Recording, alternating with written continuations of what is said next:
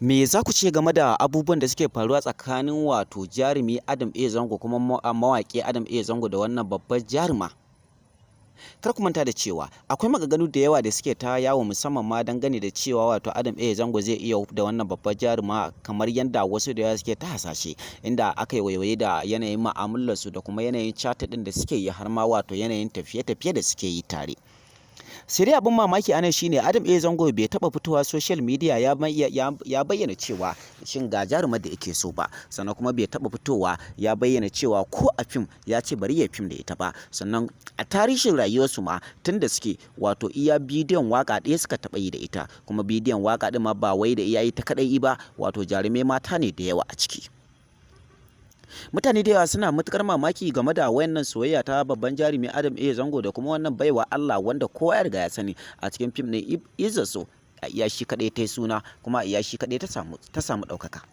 inda akwai tsofaffin jarumai mata da yawa inda suke ta rububinsa, inda wasu da yawa suna kukan cewa za su iya yin komai a kan shi, amma dukkaninsu ya yi forget da su, inda ya ɗauko wannan jaruma ya nuna cewa da ita kadai zai yi rayuwa.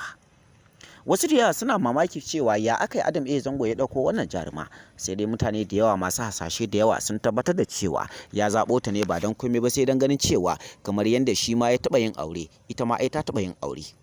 Sai dai kuma abin da wasu suke tunani a nan shine idan ya aure ta kamar fa ba za ta zauna a gidansa ba, domin mata da yawa ai akwai wani matan da suka shiga gidajen nashi amma kuma ba su da ɗauki lokaci ba suka fita, sannan kuma ita ma kanta ba a san menene ya koro ta daga gidan mijinta ba, kuma da dukkan alamu ba ta shan wahala kuma ba ta yin wasu abubuwa na wahalhalu da har za a tabbatar da cewa akwai wahala a tattare da ita, ko kuma akwai wasu abubuwa da suke takura mata a gidanta wanda har ya kai ga cewa ta fito daga gidan mijin nata.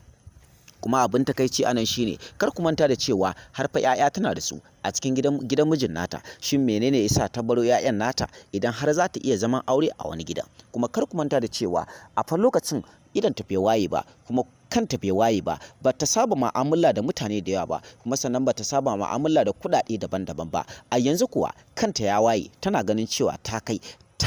karanta ya riga ya kai tsiko. Hakan ne yasa wasu da yawa suke tunanin cewa ba sa goyon bayan babban jarumi Adam A Zango ya auri wannan jaruma, domin wasu da yawa suna tunanin cewa idan har ya aure ta to fa komai zai iya faruwa kuma komai zai iya lalacewa. Domin a dukkanin wasu tunani da ake, mutane da suna cewa ai dukkanin macen da take da tunani kuma ta san me take, babu ta yadda za a yi ta bari wato har auren ta ya mutu tana da 'ya'ya maza ko ma mata a cikin gidan mijinta, domin idan ta fito ai bata san wacce za ta shigo ta ce za ta kula mata da 'ya'ya ba, musamman ma yanda rayuwar yanzu ta lalace. Babu ta yanda za a yi ki ce idan kika fita daga gidan mijinki wato wacce za a kawo za ta kula miki da 'ya'yanki yanda ya kamata. Ke ma kin san hakan ba zai taɓa yiwuwa ba. Ita ko wannan jaruma ta fafata hakan, inda wasu da yawa suna tunanin cewa tabbas Adam A Zango kamar ya ɗauko ruwan dafa kansa. Sai dai shi kansa ba a san tunanin da ba, kuma ba a san dalilin da yasa ya aikata hakan ba, kuma ba a san dalilin da yasa ya ga cewa iya ita kadai yake so ba. Sai dai abin da wasu da yawa suke tunanin cewa kamar ko akwai wani alkawari ko agreement da suka yi wanda yake da tabbacin cewa idan ya aure ta ba za ta yi mishi wasa da rayuwa ba, kuma ba za ta nuna mishi wani abu wanda zai nuna rashin jin daɗinsa ko wani abu makamancin hakan ba. Sai dai wasu sun ƙara da cewa an yi ƙara yin agreement wajen ganin cewa wato za ta taho da 'ya'yanta gidansa, kuma za ta kula mishi da 'ya'yansa daidai ruwa daidai tsaki, wato ba tare da muzantawa ko wulakantawa ba. Ku ci gaba da bibiyar mu a cikin wannan tasha ta mu mai ɗimbin albarka, ku yi subscribe na kana ku danna ƙararrawa domin jin yadda za ta kasance, domin jin sirrin Kannywood.